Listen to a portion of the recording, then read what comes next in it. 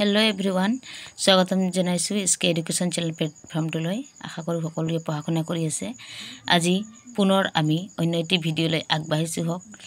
যোৱাকালি যেহেতু আমি ভিডিঅ'ত পাইছিলো মৰাণসকলৰ বিষয়ে হাজংসকলৰ বিষয়ে, ঠিক তেনেধৰণে আজি তিৱাসকলৰ বিষয়ে আমি আলোচনা কৰিবলৈ ওলাইছো আৰু দেউৰীসকল।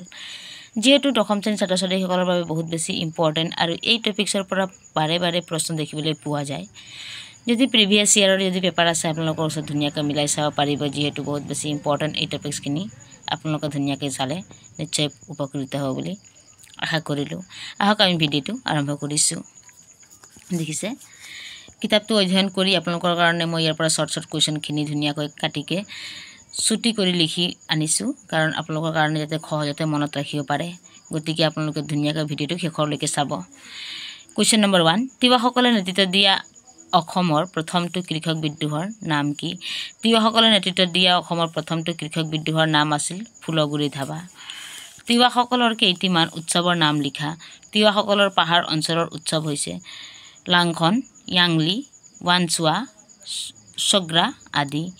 ভৈয়াম অঞ্চলৰ উৎসৱ হৈছে জোনবিল মেলা, গোসাঁই উলিওৱা মেলা, বৰত বিহু আদি।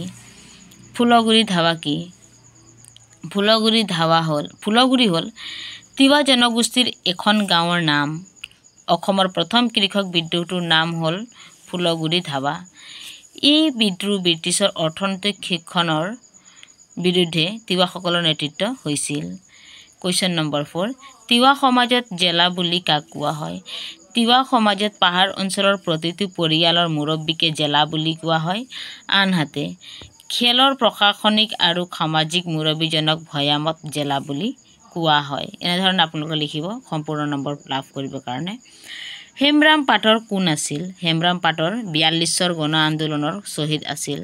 কুৱেশ্যন নম্বৰ 6, তিৱাসকলৰ জাতীয় সংগীত তিৱা তহচিমাৰ ৰচক কোন আছিল? তিৱা তহচিমাৰ ৰচক হ'ল ইন্দ্ৰ সিং দেউৰী।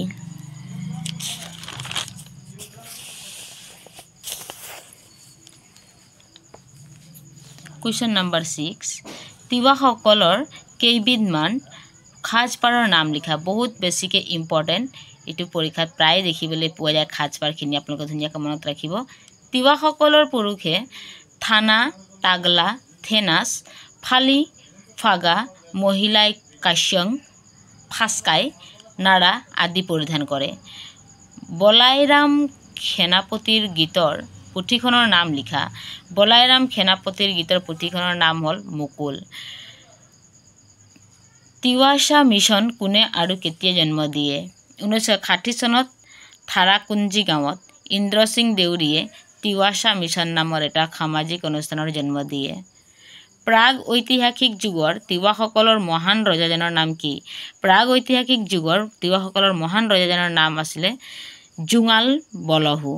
এয়া আছিলে আপোনালোকৰ কিখন 9টা।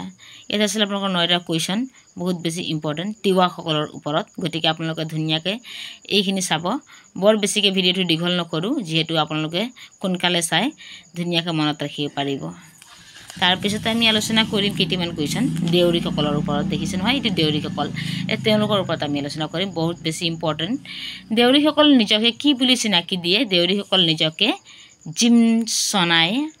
জিম চনায়া বুলি চিনাকি দিয়ে। দেউৰীসকল কি ধৰ্মৰ বিশ্বাসী? দেউৰীসকল কুন্দি ধৰ্মৰ বিশ্বাসী। 1 নম্বৰীয়া কুৱেশ্যন আহিলে এনেধৰণৰ লিখিব। কুন্দিনামা হ'ল তেওঁলোকৰ উপাস্য দেৱতা। মই অকণ বহলাই লিখি দিছোঁ, যিহেতু আপোনালোকে যদি সোধে তেওঁলোকৰ বিষয়টো লিখা। দেউৰীসকল কি ধৰ্মৰ বিশ্বাসী, তেওঁলোকৰ বিষয়ে লিখা বা তেওঁলোকৰ বিষয়ে অকণ চমুকৈ লিখা, তেতিয়া আপোনালোকে এনেধৰণৰ লিখিব। 3 নম্বৰৰ কাৰণে যথেষ্ট লাভদায়ক হ'ব। গতিকে কুন্দিনামা হ'ল তেওঁলোকৰ উপাস্য দেৱতা। কুন্দি মানে পৰম পুৰুষ, পৰমেশ্বৰ, আৰু মামা মানে প্ৰকৃতিক বুজাইছে। গম পাইছে নহয়? এতিয়া কুন্দিনামা মানে প্ৰকৃতিক বুজাইছে, ইয়াতে নামা হ'ব লাগে। এই কুন্দিনামাক বিশ্ব ব্ৰহ্মাণ্ডৰ সৃষ্টিকৰ্তা বুলি তেওঁলোকে বিশ্বাস কৰে। দেউৰীসকলৰ আদিম বাসস্থান ক'ত আছিল? শদিয়া দেউৰীসকলৰ আদিম বাসস্থান আছিলে। আদিম বাসস্থান আছিল তেওঁলোকৰ খদিয়া। দেউৰীসকল সামাজিকভাৱে কেইটা খেলত বিভক্ত আৰু কি কি?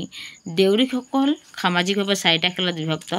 বৰ বেছি ইম্পৰ্টেণ্ট এইটো, আৰু অকণ মই ইয়াক ধুনীয়া কৰি এক্সপ্লেইন কৰি লিখি দিছোঁ, যিহেতু আপোনালোকৰ কাৰণে সম্পূৰ্ণ নম্বৰ ইয়াত লাভ কৰিব পাৰিব, 4 নম্বৰটো থাকিব ইয়াত।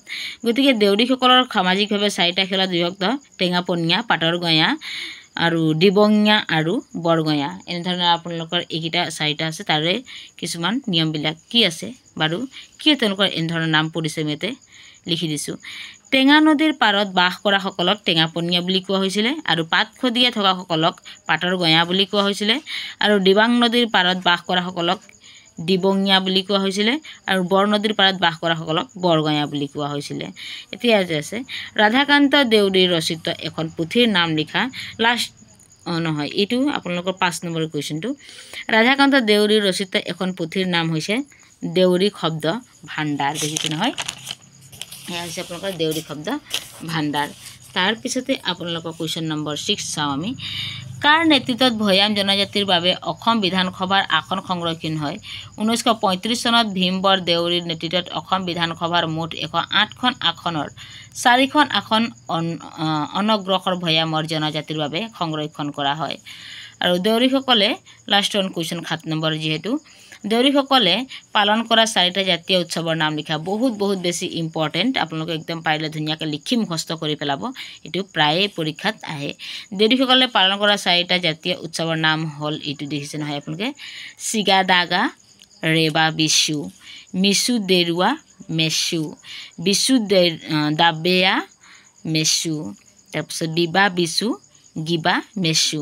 অকণ নামবিলাক কিবা নিচিনা, গতিকে আপোনালোকে ধুনীয়াকৈ মুখস্থ কৰি ল'ব, লিখি মুখস্থ কৰি, যিহেতু বানান সহ আপোনালোকৰ মনত ৰৈ যাব। গতিকে এয়া আছিলে আজি আমাৰ দেউৰীসকলৰ ওপৰত কুৱেশ্যন, যিহেতু 7টা ইয়াতে পালোঁ আমি। দেউৰীসকলৰ ওপৰত পাইছিলোঁ 7টা, আৰু আমি অকণ আগতে ডিছকাছ কৰি আহা। আজি আমি 2টা টপিকছ আৰম্ভ কৰিলোঁ, সেয়া আছে তিৱাসকল, তেওঁলোকৰ বিষয়ে 9টি। গতিকে আপোনালোকৰ কাৰণে এইটো ভাবোঁ যে মই বহুত বেছি ইম্পৰ্টেঞ্চ কুৱেশ্যনখিনি, গতিকে ধুনীয়াকৈ আপোনালোকলৈ মই আগবঢ়ালোঁ। এতিয়া আপোনালোকৰ কৰ্তব্য হৈছে ধুনীয়াকৈ লিখি মুখস্থ কৰা বা শুনি মুখস্থ কৰা। গতিকে পৰীক্ষাত ভাল নম্বৰ পাব বুলি সেই আশাৰে আকৌ লগ পাম সকলোকে পুনৰ অন্য এটি ভিডিঅ'। তেতিয়ালৈকে ধুনীয়াকৈ সকলোৱে পঢ়া শুনা কৰক, আৰু চেনেলটো ছাবস্ক্ৰাইব কৰি ৰাখক এনেধৰণৰ ইম্পৰ্টেঞ্চ ভিডিঅ'খিনি পাই থাকিবৰ কাৰণে, আৰু নিজৰ বন্ধু বান্ধৱীৰ সৈতে শ্বেয়াৰ কৰক, আৰু কমেণ্ট বক্সত জনাব কি ধৰণৰ আপোনালোকে কেনে পালে ভিডিঅ'টো চাই ভাল লাগিব। ধন্যবাদ।